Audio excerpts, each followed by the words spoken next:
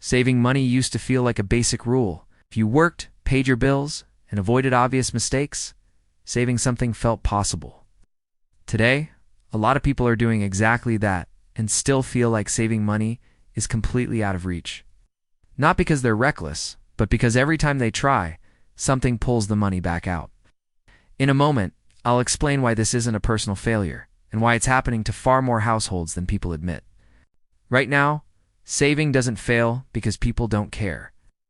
It fails because most financial systems are built to absorb whatever extra money shows up.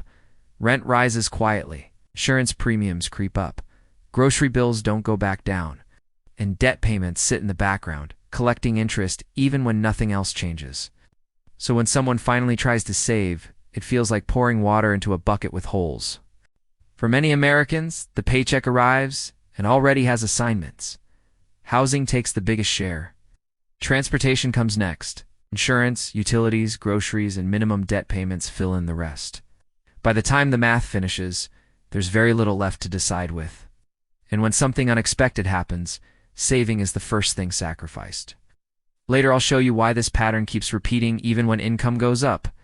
What makes this especially frustrating is that people are being careful. They're not overspending wildly. They're not ignoring bills. They're making responsible choices in a system that quietly changed. Wages didn't rise at the same pace as costs. Healthcare became unpredictable. Interest rates climbed while balances stayed the same. None of that shows up on effort. It only shows up in stress. This is where people start blaming themselves. They say they lack discipline or motivation. But saving money isn't just about discipline. It's about margin.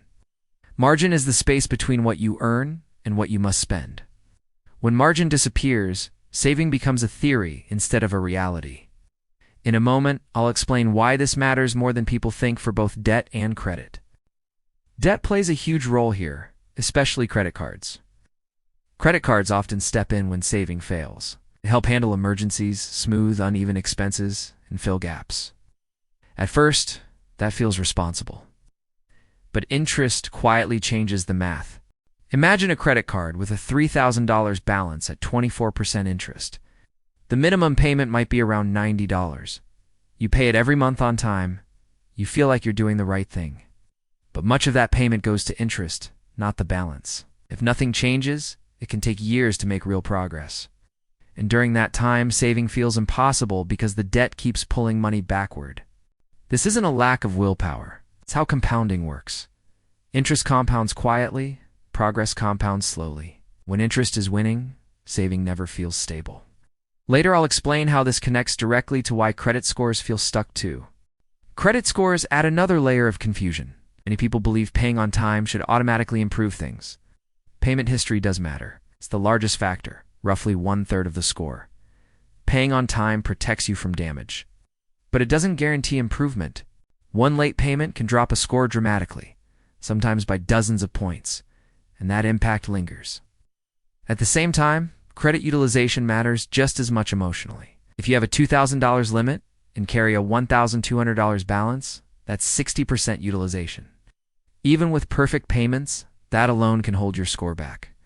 Here's where saving and credit collide.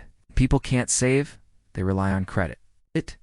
When they rely on credit, utilization stays high. When utilization stays high, credit scores don't improve. And when scores don't improve, borrowing stays expensive. This loop makes saving feel pointless. In a few minutes, I'll show you where small breaks in that loop actually matter. Many people respond by trying harder. They budget more strictly. They cut small comforts. They track every dollar. Those things aren't wrong, but they don't fix a lack of margin.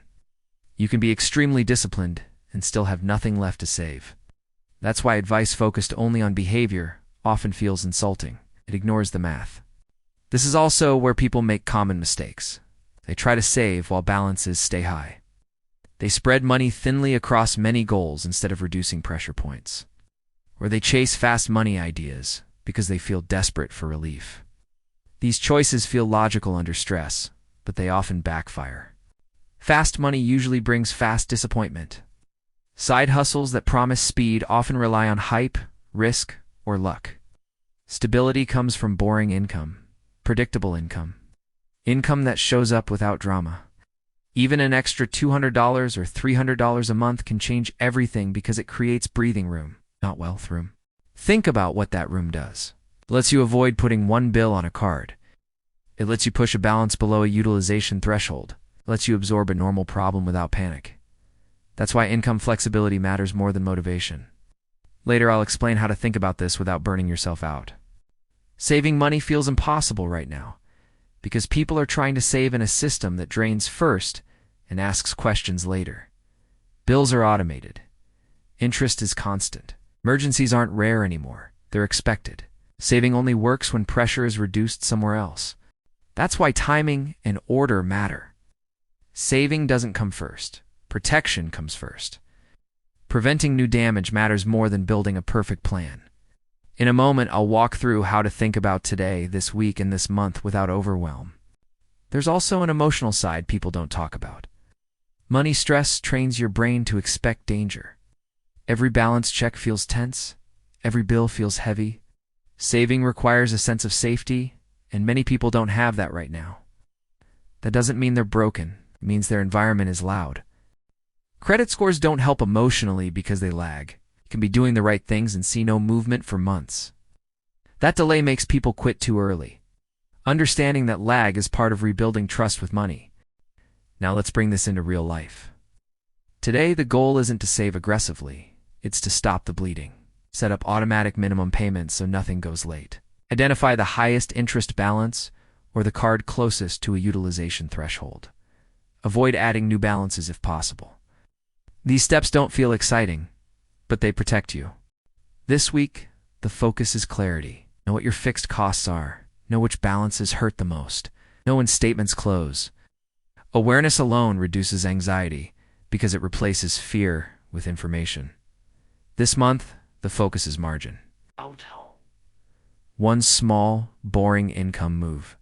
One balance reduction that actually changes your position. One adjustment that creates breathing room. That room is what makes saving possible later.